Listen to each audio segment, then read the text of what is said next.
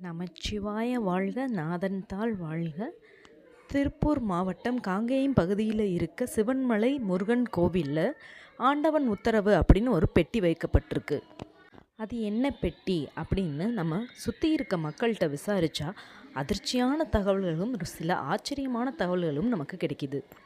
இந்த பெட்டியில் என்ன வைக்கணுங்கிறத முருகனே கனவுல சொல்லுவார் அப்படின்னு ஒரு ஐதீகம் நம்பப்படுது.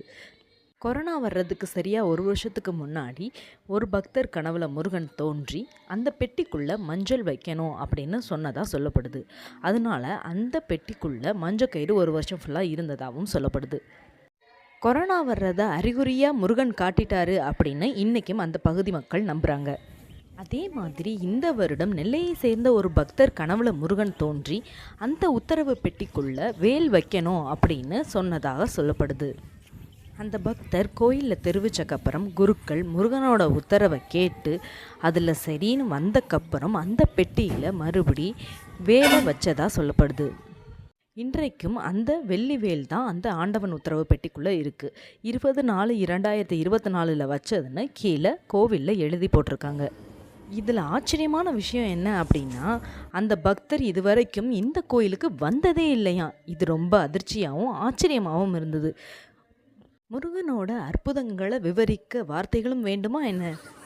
திருப்பூர் வழியில் செல்லும்போது கண்டிப்பாக இந்த காங்கேயம் கோயிலை தரிசிக்க மறந்துடாதீங்க. கண்டிப்பாக அங்கே இருக்க ஆண்டவன் உத்தரவு பெட்டியில் என்ன இருக்குன்னு பார்த்துட்டு கீழே கமெண்ட் பண்ணுங்கள். வெற்றிவேல் முருகனுக்கு அரோகரா, வீரவேல் முருகனுக்கு அரோகரா.